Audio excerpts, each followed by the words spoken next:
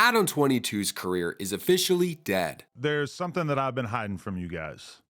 No Jumper is going broke. It takes guts to admit this, and honestly, many people have plotted on his downfall. But are these opinions correct? Today we're dissecting this video to find out if they are. Now, why is No Jumper going broke? How could we be going broke? Well, let's start here. We expanded too much during COVID at just about the exact moment that our revenue streams all took a hit. We hired a whole bunch of editors and other employees, and we bought a huge office building that cost us almost $4 million, thinking that the growth that we were experiencing during the pandemic was going to continue. And unfortunately, that did not happen. Funny enough, this sounds a lot like what someone told me recently. I ran into a business owner that had a marketing company. He was probably in his 70s and he said 30 employees. When I asked him for advice from all his years of business, he said, don't grow too fast. And funny enough, he said he didn't follow his own advice. He hired too many people and then ended up having to cut people. And it looks like Adam kind of ran into the same thing. For Adam, business was booming, things are going good, he's getting views, all this. Decides to hire some more people and move into a really nice office building. But as soon as he does that, things start to slide back. When will you learn? Just kidding. I'm sure Adam didn't have that advice, so here we are. But it's actually not as simple as things not going so good in the business. With all the hate comments we saw, there's some people out to get at him, and some of them are doing that through a lawsuit. In addition to that, we have been hit with a bullshit lawsuit from a former employee. Now, essentially everything in this lawsuit is completely fictional, and every lawyer that I've spoken to about it has described this as basically an extortion attempt, but it still cost us a ton of money already, and it's expected to cost us many hundreds of thousands of dollars to see this through to completion. Pretty powerful. The weird thing about No Jumper is it is a self-selected group. The people that show up on the podcasts, the people that work there, are all from a certain fabric, just like anywhere in life, right? I think the difficult part about being a media company, focusing on fights, rapper beef, the streets, you tend to attract an interesting group of people. The types of people that would possibly work for you and then sue you later. It's insane to me that a person that we did so much for can just invent some grievances out of thin air and cost us this much money as a result. This person has literally lost every single friend that he used to have when he worked at No Jumper. His streaming career has completely tanked, and he even got kicked off the podcast that he left No Jumper to start.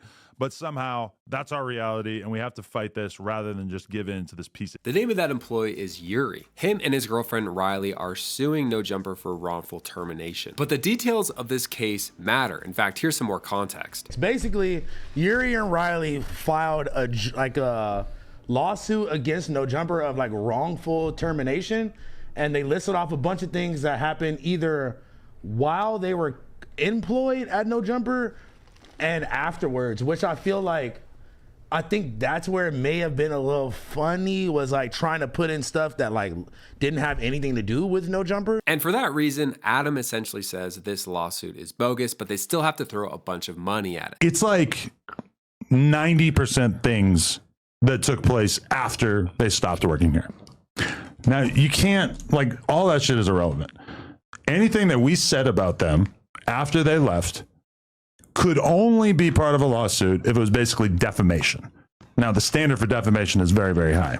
So for sure, we've said things about them that probably would sort of enter into that realm because we have said some pretty crazy shit about them. But that being said, you have to prove damages. It's very, very difficult. So 90% of the shit in that lawsuit is bullshit for it to be included in this lawsuit. It sounds like Adam and his team are going to win in the end, but probably take a massive financial L in the process. But at this point, what is No Jumper doing to stop the bleeding, so to say? Do they have a chance at coming back? Here's Adam on his plans moving forward. For the last few months, we laid off multiple employees in an attempt to reduce our expenses as much as possible. We closed down our store on Melrose, and we're in the early stages of selling our current warehouse and moving into a smaller space. To be honest, aside from the layoffs, which sucked, I'm pretty happy about a lot of these changes. I've realized that I should have paid more attention to DJ Vlad and kept my overhead as low as possible, particularly in terms of staff and location.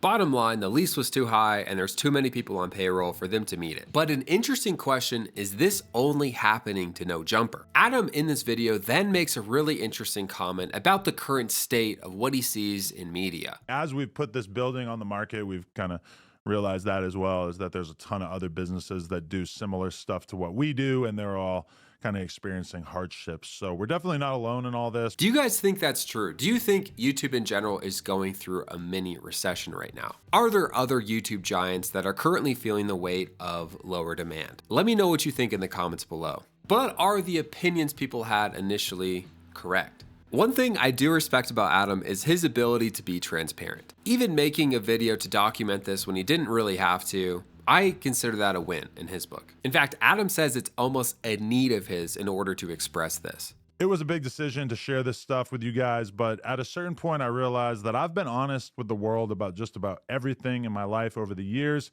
and it felt wrong to keep all this stuff that we've been dealing with in secret. Adam has shared a lot with this world, and a lot of people like to remind Adam of this. I think the world lost respect for Adam22 when he basically let his wife smash another dude. But what are your thoughts of him? Check another video out right here. I'll see you in the next one.